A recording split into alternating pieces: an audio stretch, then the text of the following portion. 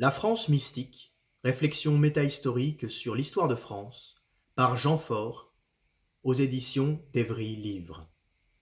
Lecture du premier chapitre, partie 1.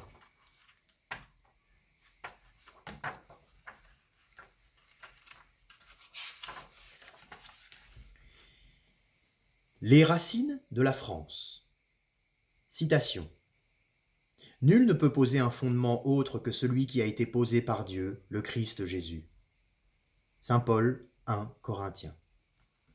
Retrouver nos racines de catholiques et de chrétiens consiste pour une partie de nos concitoyens à se tourner vers un horizon plus ou moins proche selon les générations. Les gens de 50 ans et plus comme moi avons été élevés par des enseignements et des enseignants de la Troisième République pour lesquels la laïcité, mot qu'ils interprétaient loin de son sens de neutralité, la prise de la Bastille et la Révolution étaient des racines. À part quelques cercles de politiciens, même cela n'existe plus. Il y a 10 ou 15 ans, pour beaucoup, la prise de la Bastille, la Révolution, c'était mai 68. Pour la plupart des jeunes aujourd'hui, de la génération du j'en ai rien à foutre, même mai 68 s'est perdu dans un brouillard nébuleux et la démagogie galopante a fait en eux du passé table rase. Nous irons chercher plus loin dans le temps nos racines. Nous traverserons des temps de la danse moderne, de l'électronique abétissante, de mai 68, de la prise de la Bastille le 14 juillet 1789. Car n'est-ce pas un signe de schizophrénie que de s'obstiner, surtout depuis 1889, à faire fêter par toute une population passée de 40 à 55 millions d'habitants un événement qui au final n'a jamais eu lieu? Car en effet, la forteresse vouée à la démolition n'a pas été prise, mais elle s'est rendue. Pas plus que la bataille de Valmy, qui sont, on le sait, des mises en scène maçonniques destinées à diffuser en Europe les idées destructrices de l'ordre traditionnel. Cet ordre qui d'ailleurs, logiquement, est de nature à être détruit à la fin du cycle. Je dis souvent, par boutade, que le grand événement du 14 juillet, c'est la prise de Jérusalem, pendant la deuxième croisade, le 14 juillet 1099. Hélas, nous sommes à un horizon qui n'est plus compréhensible par la plupart de nos concitoyens, surtout dans l'état de naufrage accéléré de notre enseignement. Nos pauvres enfants ne savent même plus si Napoléon est intervenu avant ou après Louis XIV. Et je n'exagère pas. En témoignent les livres de Machineau, Dutour, Madame de Romilly, etc. De cette dernière, j'extrais l'histoire suivante. Un professeur, en lettres supérieures, interroge un de ses élèves. « Qu'est-ce qu'un crucifix ?» Réponse. « Ce doit être une espèce de tournevis. » Pendant ce temps, toute la jeunesse polonaise est mobilisée. Et elle se mobilise d'ailleurs elle-même sans avoir besoin de mots d'ordre pour lutter contre ce que nous avons fait il y a 200 et 100 ans officiellement. En France, en effet, à partir de 1889, il y a eu destruction de tous les crucifixes dans les salles de classe, suppression des prières en début de cours, etc. Tout cela nous paraît aussi contemporain que le diplodocus. En Pologne, au contraire, ils luttent pour que cela soit toujours présent dans leur vie. Nous voyons donc que la cyclologie des temps de l'involution est tout à fait différentielle, et que d'une frontière à l'autre, nous passons par des états d'amnésie très différents dans le cadre même de la race blanche et de la chrétienté.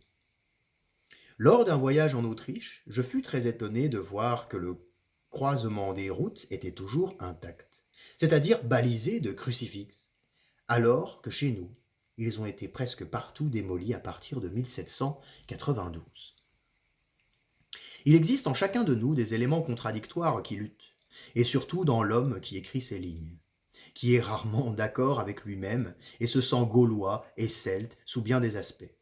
On m'a souvent entendu vitupérer contre les Gaulois et leur prêter des qualités mais surtout des défauts que je ne dénonce chez les autres que parce que je les retrouve en moi. C'est à partir de ce constat inconfortable qu'a été écrit cet essai. Couvrir le sujet que j'aborde, programme gargantuesque, serait inventorier les racines mégalithiques, celtes, grecques, judaïques, romaines, franques et chrétiennes de la France, et suivre le parcours compliqué de ses branches et de ses rameaux jusqu'à l'arbre de la France actuelle, quelque peu défeuillé sous les orages de son hiver. Je saurais donc me borner, tout en privilégiant ici ce qui importe le plus à une âme spirituelle, la mission de ce pays et ses fins dernières. Les trois principaux influx sont les suivants, on le sait. Le fond celté-gaulois, l'apport romain, et enfin la christianisation qui est la sublimation des deux apports gaulois et romains par l'apport franc. Dans ces trois racines, il y a d'une part le meilleur que ces apports ont donné à l'élévation de la sève dans l'arbre France, et il y a d'autre part les scories, les graines qui n'ont pas germé ou qui ont germé en atrocité. Certes, l'histoire de la France est une histoire sainte à l'égal de l'histoire juive. La France est au Nouveau Testament ce qu'Israël est à l'Ancien. C'est un des sens de la galerie des rois dans nos cathédrales. Il en est pour preuve les miracles qui se sont produits d'une façon ininterrompue dans son histoire et qui n'ont pas fini de s'y produire. Mais l'histoire de France est aussi une histoire de fous, on peut dire, de schizophrénie galopante. Et là, je ne fais pas de division entre l'Ancien et Nouveau Régime. Je parle de 1789 et non de 1981 ou 1986. Ce qui frappe souvent les étrangers, c'est le caractère imprévisible, très mercurien et irrationnel du peuple français. Dans cette triple racine celte, romaine et chrétienne, il faut essayer de retrouver les branches maîtresses, celles qui ont fait la France dont nous rêvons, sans pour autant nous faire oublier la France qui existe réellement, et contre laquelle nous vitupérons tous les jours, car le moins qu'on puisse dire, c'est que la plupart du temps, nos concitoyens cultivent une confusion mentale et un matérialisme réducteur qui se confondent et qui nous font baisser les bras lorsque nous essayons de les réveiller, exactement comme des somnambules au bord d'un toit. Et au moment où nous désespérons, certains d'entre eux nous étonnent et nous ravissent. Mais dans l'histoire de ce peuple versatile, que de mentalités opposées et de dogmes aveuglants. Dans un album remarquable et récent, Les Gaulois, aux éditions du Seuil de 1979, Régine Pernoud, qui nous est chère, écrit ceci. Pendant plusieurs siècles, l'université et en général les lettres ont délibérément ignoré le monde celtique. En dehors des pays anglo-saxons, on ne s'est intéressé aux Gaulois qu'à l'instant où l'on pouvait les appeler gallo-romains. Il était communément admis que la seule histoire digne de ce nom était celle de Rome et du monde antique, et le cliché des armées de Jules César apportant aux Gaulois le flambeau de la civilisation persiste encore dans nos manuels scolaires. Bien sûr, c'était indéniablement un flambeau, une civilisation, mais maintenant, on ne se le demande plus car on sait que ce flambeau est éteint. Nos potaches ne font pratiquement plus de grec ni de latin, sauf quelques exceptions, et ils sont incapables de comprendre le sens d'un sermon de Bossuet ou d'une tragédie de Racine. On en est là. Un ami professeur me disait récemment qu'il avait fait lire à sa classe de seconde un passage de Madame Bovary et que ses élèves n'y avaient rien compris. Nous assistons à une destruction accélérée des outils, du véhicule même de la langue française. Et l'inculture ricanante s'attaque particulièrement à tout ce qui est spirituel. Ce qui nous intéresse au premier chef, dans une monnaie gauloise, même dans une épée, c'est sa signification, c'est ce qui peut en faire un objet de résurrection, c'est la spiritualité de la société gauloise, ses relations avec l'invisible beaucoup plus que sa technologie. Mais, dans le même esprit, il y a 2 ans, je montrais au musée des arts océaniens et africains que tous ces objets n'étaient pas seulement de l'archéologie, de l'ethnologie, mais que leurs auteurs avaient vu le monde de l'âme, avaient déjà un pied dans l'au-delà, et que toutes ces prétendues œuvres d'art, et la notion d'œuvre d'art est absolument anti-traditionnelle, équivalent à des fixations passagères, des notes que des artisans, des voyants prennent dans leur dialogue avec l'invisible, et cela dans le but de leur propre réintégration, ainsi que celle de leur tribu ou de leur nation. Il s'agit d'éléments de magie blanche opérative, d'échelle de salut. Donc, jusqu'à Louis XIV, l'archéologie était uniquement tournée vers l'authentique gallo-romain et l'antiquité de ce même nom. Ronsard et d'autres allèrent jusqu'à trouver des racines à nos rois dans les guerres de Troie. Cela ne veut pas dire que ce qui soit entièrement faux mais cela relève d'une idéalisation qui tourne presque à l'idéologie quant à la suppression de la plupart de nos racines barbares pour ne privilégier que ce qui est flatteur. Il est flatteur de descendre d'Achille, de Priam, de Mars ou de Jupiter, et il l'est moins de descendre de barbares qui ont passé le Rhin, qui ont des cheveux longs, etc. On en était là lorsque, le 27 mai 1653, il se passa quelque chose. Voici ce que dit Régine Pernoud dans Les Gaulois, en page 6. Le 27 mai 1653, creusant à Tournai les fondations d'un hospice, les ouvriers mirent à jour une excavation qui, dégagée, révéla l'éblouissante richesse. Un grand personnage avait été enterré là, vêtu de soie, enveloppé d'un vaste manteau de pourpre sur lequel étincelaient plus de 300 abeilles en or. Remarquons que, quand on dessine de façon héraldique un crapaud, une abeille ou une fleur de lys, et ce sont successivement les symboles de nos royautés, cela donne toujours une étoile à 6 branches. Je reprends Régine Pernoud. À ses côtés, une épée dont le pommeau s'ornait encore de vers de couleurs cloisonnées, un globe de métal et d'autres armes. La franquiste ou la hache des barbares, la lance ou framée. Suspendue à un ceinturon à clous d'or, une bourse contenait une centaine de pièces de monnaie. Enfin, passée au doigt du squelette, une bague sur laquelle on déchiffrait l'inscription Childericis Regis. Les pièces d'or étaient à l'effigie d'Anastase et c'était la tombe du roi Childéric, fils de Mérovée et père de Clovis. C'était donc le père du fondateur de la monarchie française et du cycle qui dura 1296 ans. Le précieux trésor fut envoyé à Vienne au cabinet impérial. L'empereur Léopold en fit cadeau à l'électeur de Mayence et celui-ci à son tour l'offrit à Louis XIV. Ce trésor va enrichir le cabinet royal devenu lors de la Révolution le cabinet des médailles à la Bibliothèque nationale. Napoléon se souviendra du père de Clovis pour trouver un équivalent impérial à la fleur de lys, les abeilles. Mais cette découverte n'a été vraiment étudiée qu'en 1869, plus de 2 siècles après 1653, par l'abbé Cochet.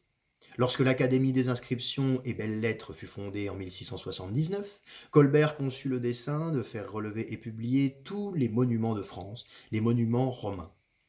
Nous étions à l'époque où le vandalisme royal sévissait, et sous ma plume, cela peut étonner, car je passe mon temps à vitupérer contre les révolutionnaires qui ont détruit à partir de 1792 270 églises rien qu'à Paris, et plusieurs milliers d'abbayes dans toute la France. Il n'empêche que le vandalisme a sévi constamment, et on peut dire que c'est le principal obstacle à la recherche de nos racines. Car enfin, nos racines passent par la découverte de tombes, très aléatoires, et surtout de monuments debout, tout au moins sous la terre, ou des médailles, des pièces de monnaie. Bref, il faut que tout n'ait pas été détruit. Or, l'époque de Louis XIV ne jurait que par les Grecs et les Romains.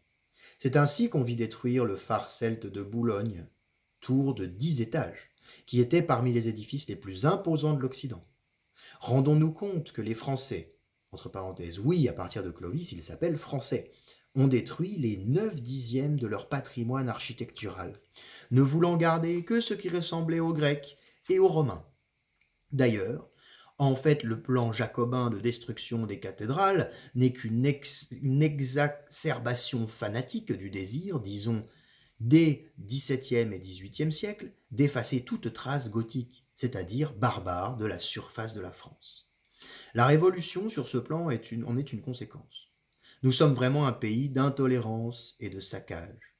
Les étrangers cultivés le savent et ils nous regardent à la fois avec sympathie et horreur en se disant « Il n'y a pas de peuple au monde qui ait plus construit et plus détruit que vous. » Et cela à toutes les époques, même au Moyen Âge, car chaque fois que nous pouvons admirer une église gothique, c'est qu'il y avait eu une église romane à la place, qui a été détruite.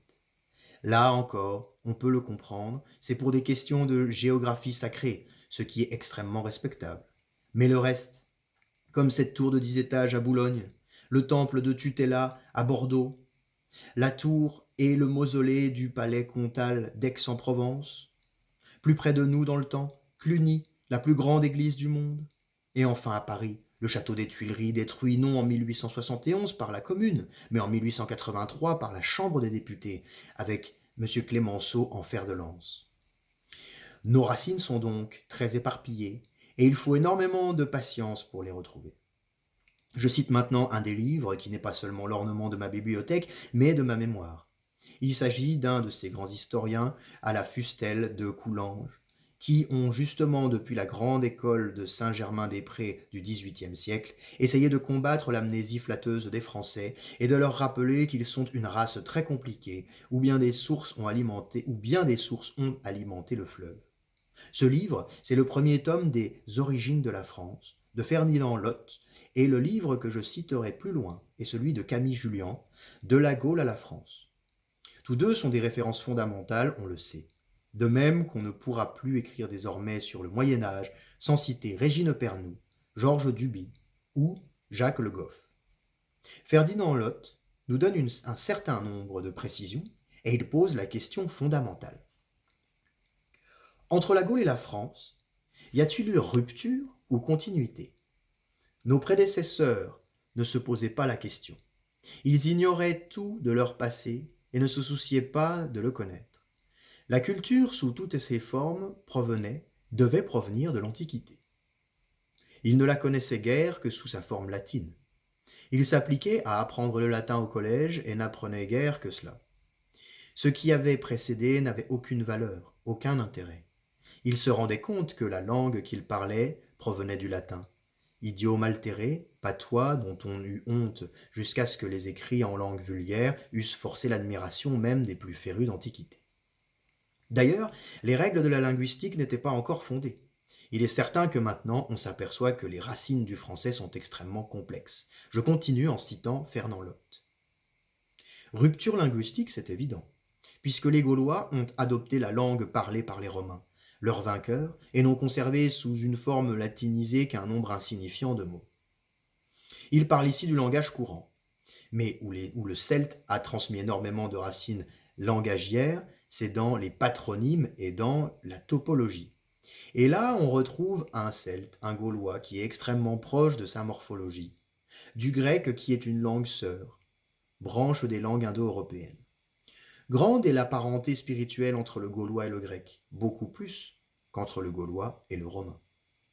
Les Bretons ont apporté eux-mêmes leur langage parce que dans leur immense majorité, les Bretons actuels sont le fruit de la migration, au VIe et VIIe siècle, venus d'Irlande et de Bretagne, c'est-à-dire la Grande-Bretagne, lorsqu'ils ont été chassés par les Anglo-Saxons. Tout cela me concerne fortement car ma mère était poitevine et ma grand-mère paternelle était originaire de la Cornouaille anglaise. Donc, à l'intérieur de mes propres chromosomes, je tiens aux deux côtés de la Manche. Ce qu'on appelle maintenant le breton est quelque chose de très proche du gallois ou de l'irlandais, qui étaient des langues celtes. Mais ce n'est pas le gallois qui, en tant que langue, a été perdu corps et biens. Cette rupture explique que chez nos prédécesseurs, leur incuriosité, leur dédain même pour la Gaule, surtout pour la période de l'indépendance gauloise qu'elle justifie, dit Ferdinand Lott. Et en effet, il n'y a rien de plus normal que de mépriser quelque chose qu'on ne connaît pas. Ferdinand Lott résume cela en une phrase. La perte de la mémoire du passé est sans doute la pire infortune qui puisse frapper un peuple ainsi qu'un individu. En fait, tout au long de l'histoire de la France, en ses modes successifs, nous constatons une suite de chutes continues d'une amnésie à l'autre jusqu'à l'amnésie totale de beaucoup, car nombre de nos potaches actuels ne savent même plus lire correctement. Et cette amnésie totale, après des amnésies partielles, fait que nous nous trouvons maintenant devant une table rase et qu'en fait, on va peut-être pouvoir réensemencer, débarrasser des idéologies et des présupposés jacobins, napoléoniens, classiques, etc. On va peut-être pouvoir refaire non pas la royauté, mais la monarchie et revivifier à nouveau les racines spirituelles d'une France. En effet, cette terre si traversée, si ravagée par les modes, les idéologies et les vandalismes successifs, cette terre a une âme qu'elle a gardée malgré l'indignité de nombre de ses occupants, depuis 2000 et même 6000 ans, car avant les Gaulois, Il se passait évidemment quelque chose entre la Manche, l'Atlantique et la Méditerranée. Remontons donc rapidement très loin dans le passé.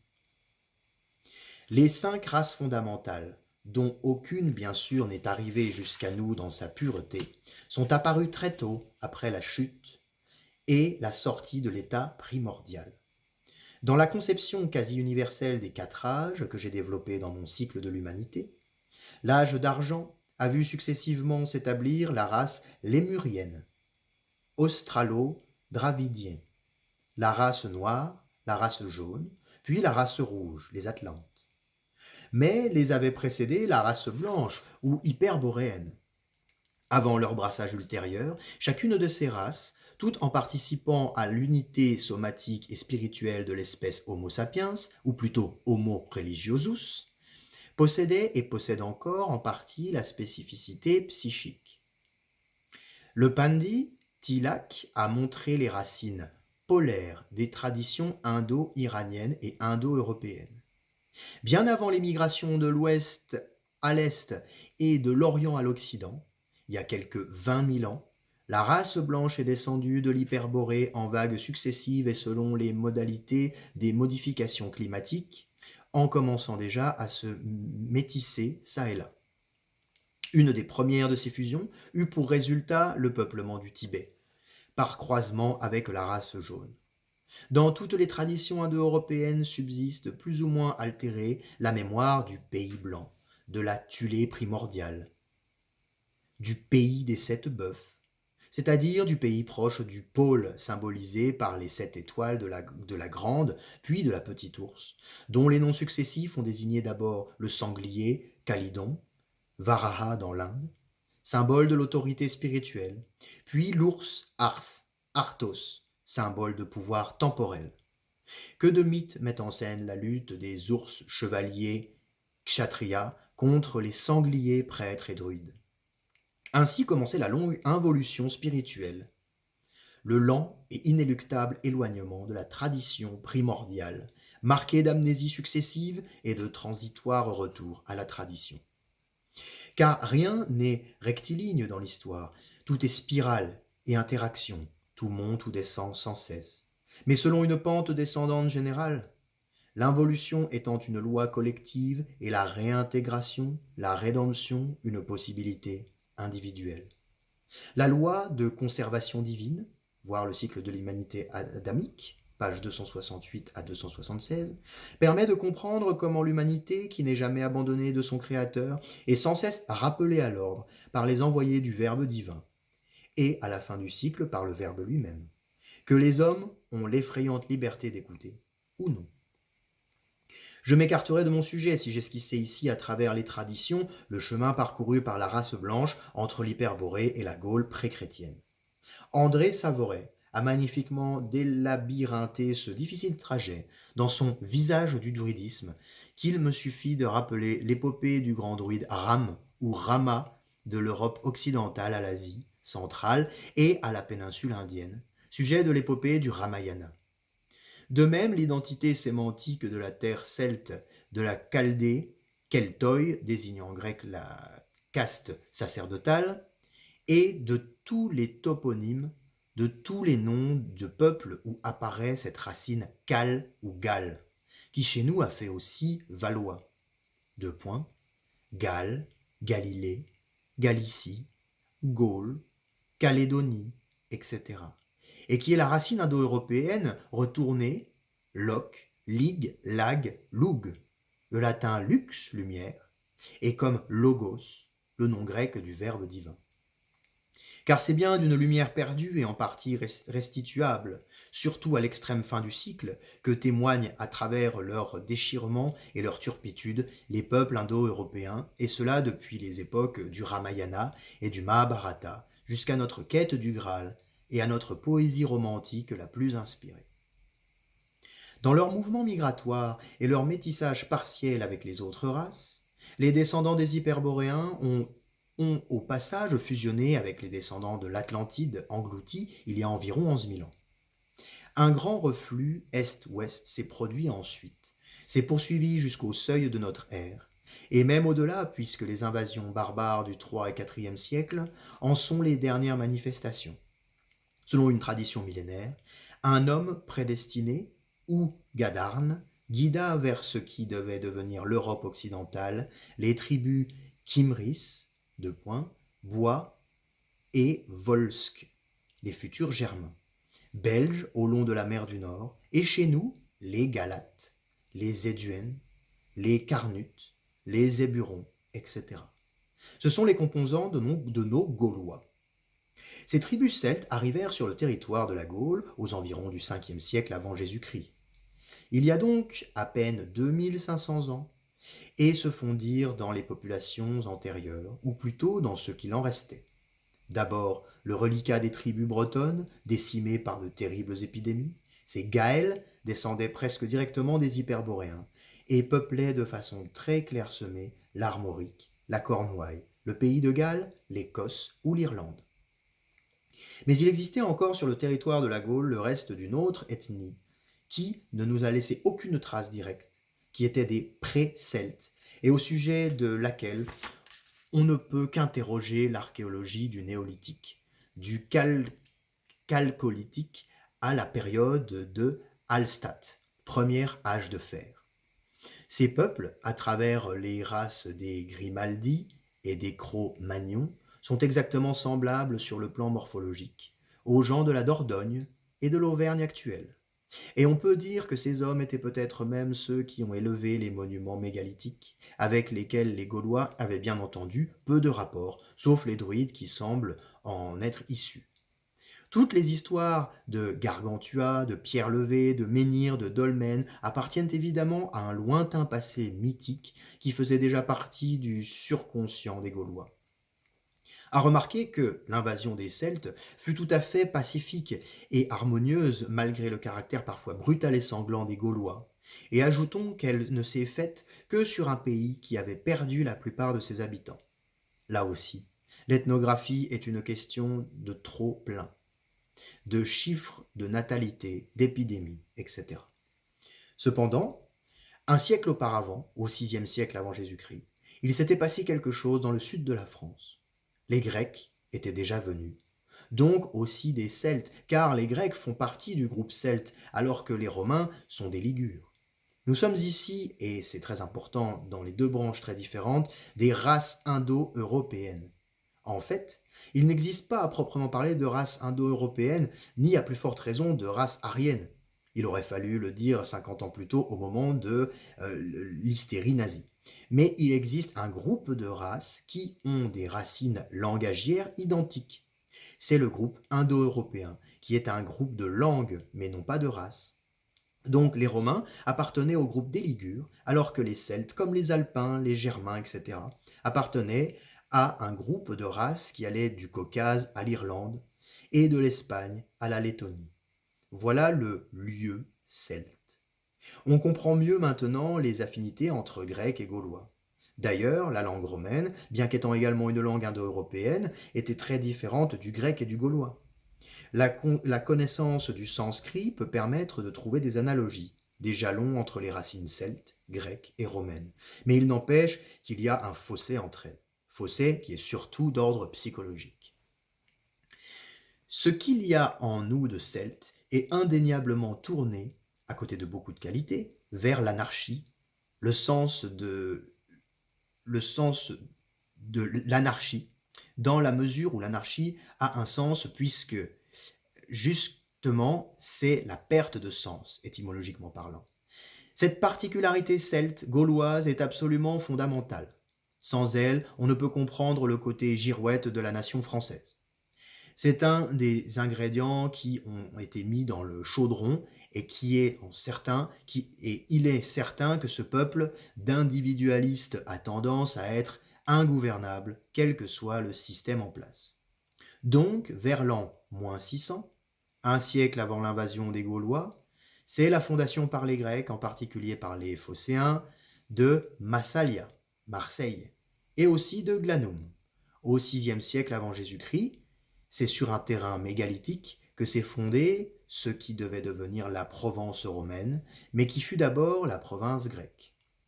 Ensuite, y descendirent les Gaulois qui, de tous les Celtes, ont toujours été les plus braillards, les plus vantards, mais aussi les plus courageux, et qui, accomplissant tout simplement une promenade guerrière au-delà des Alpes, au passage ont pris Rome en -387.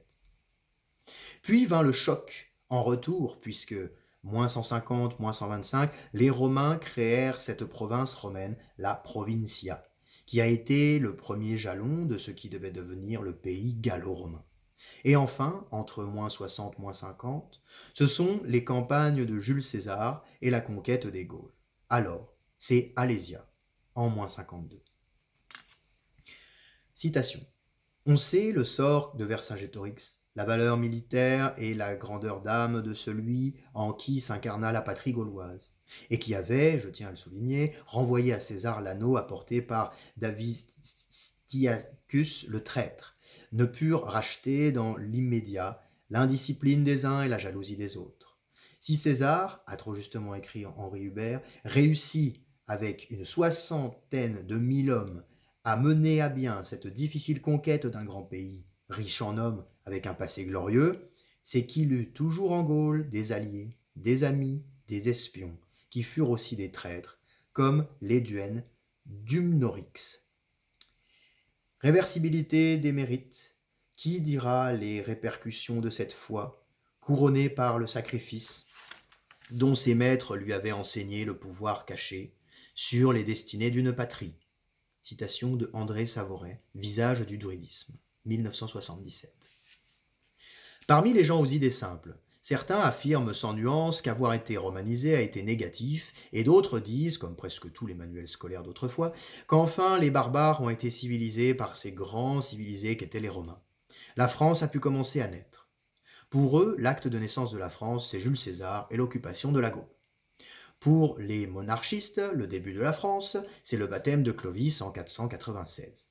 Or, ce sont toutes les racines du même arbre France. Nous nous sentons des affinités vers le pouvoir, l'autorité, l'ordre, le romain, ou alors nous avons ce côté un peu anarchique, hippie, avant la lettre, c'est-à-dire gaulois. Enfin, nous avons aussi le côté spirituel, mais avec tendance à prendre le goupillon pour une épée et à taper sur la tête des autres. C'est le troisième influx.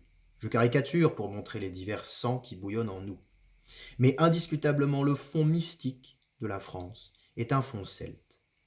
En l'an 6, pour fêter la fin de la pacification des Alpes, l'Empire romain nouvellement créé fait construire le trophée de la Turbie, que les Français ont oublié de détruire. La Pax Romana, avec tous ses avantages, commence en effet à fondre sur nous et à apporter un élément ethnique nouveau sans que l'identité gauloise soit modifiée. Cette identité va perdurer à travers les siècles, quels que soient les apports ultérieurs. Voici ce que dit Ferdinand Lott. En fin de compte, que les Celtes soient les descendants des races néolithiques qui ont occupé la Gaule, ou qu'ils soient de nouveaux venus, apparus vers l'an 1000 avant notre ère, et ils n'ont pas pu ne pas se mélanger à la population antérieure. Le fait est que le Gaulois historique est l'ancêtre du français et physiquement et moralement dans l'immense majorité des cas. Aujourd'hui, nous nous trouverions en face d'un druide ou d'un équite, cavalier. Nous nous dirions: c'est mon beau-frère qui s'est déguisé. Somatiquement et psychologiquement, nous sommes non seulement des Celtes, mais des Gaulois. Et puis la France a toujours été un creuset qui a fondu tous les apports étrangers, puisque jamais d'ailleurs ils n'ont dépassé 10% de la population. Actuellement, c'est autre chose. Nous avons chez nous des races inassimilables par leur culture, alors que pendant 2000 ans, tous les étrangers venus en France, que ce soit des Slaves, des Portugais, des Italiens, etc., ont tous été assimilés en moins de 2 générations, y compris dans leur morphologie, ce qui est assez étonnant. Au bout de 3 générations, il n'y a plus de traces physiques d'un apport slave, portugais, italien. Tout a été fondu dans le moule celte et gaulois, alors que la psychologie, elle, continue à donner des fils de Dieu et des fils de diable, comme le dit l'Évangile. Au début de ce siècle, après la destruction de notre vignoble par le phylloxéra, nous avons dû replanter des cèpes étrangers, en particulier américains. Or, en quelques années, ces vignes fleuraient les bouquets et les saveurs spécifiques de nos terres à vin. Le mystère du vin est celui de l'ethnie humaine et celui même du sol et de ses effluves magnétiques et hydrotelluriques. Le vin, la vie, les hommes sont ici marqués du sceau hexagonal, du nombre 6, qui est celui du Verbe créateur. Pourquoi la France a-t-elle été un creuset? Parce que, devant la France, il y a toujours eu des mots d'amour. Ces mots deviennent beaucoup plus nuancés quand il s'agit de français. On admire beaucoup plus le contenant que le contenu. Quand je fais une conférence sur les origines de Paris, je cite toujours Julien Laposta, auteur du premier poème d'amour pour notre ville. Mais le premier poème d'amour, du moins en latin, dédié à la Gaule est celui de Strabon, le grand géographe du 1er siècle après Jésus-Christ. Il nous dit ceci. Les cours d'eau de la Gaule sont si heureusement distribués les uns par rapport aux autres qu'ils assurent dans les deux sens les transports d'une mer à l'autre. Les marchandises ayant à peine à être voiturées par terre et toujours dans des plaines d'une traversée facile. Le plus souvent, on les transporte par les voies fluviales en choisissant les unes pour la descente et les autres pour la montée. Au moment de la guerre des Gaules, la France avait une population qui ne sera rattrapée qu'au XIIIe siècle, c'est-à-dire 13 à 14 siècles plus tard. On évalue maintenant, sans surestimer, la population de cette époque entre 18 et 20 millions d'habitants, ce qui est stupéfiant. Plus tard, après les invasions des barbares, elle redescendra à 4 à 5 millions. Là aussi, c'est un exemple de la cyclothymie de l'histoire qui n'est jamais une ligne droite. Quel que soit le phylum que vous preniez. Ce sont toujours des courbes qui montent ou qui descendent et qui ont un sens. Mais il faut prendre du recul pour en voir le sens, le dessin ou le dessin, E-I-N. À côté de Strabon, il y a Diodore de Sicile qui nous raconte beaucoup de choses extraordinaires sur la Gaule, Marseille, et sur le caractère des Gaulois. À ce sujet, je citerai Roger Verdier, qui, dans un numéro de 1981 des Dossiers de l'Histoire, résume les jugements des auteurs antiques. Des gens de prime saut, ce qui implique la franchise, certes, et va de l'élan généreux en faveur des victimes de l'injustice, jusqu'à l'impulsivité et l'emportement, l'excitabilité et l'irritabilité. La vivacité des Gaulois était volontiers querelleuse. C'était tous les auteurs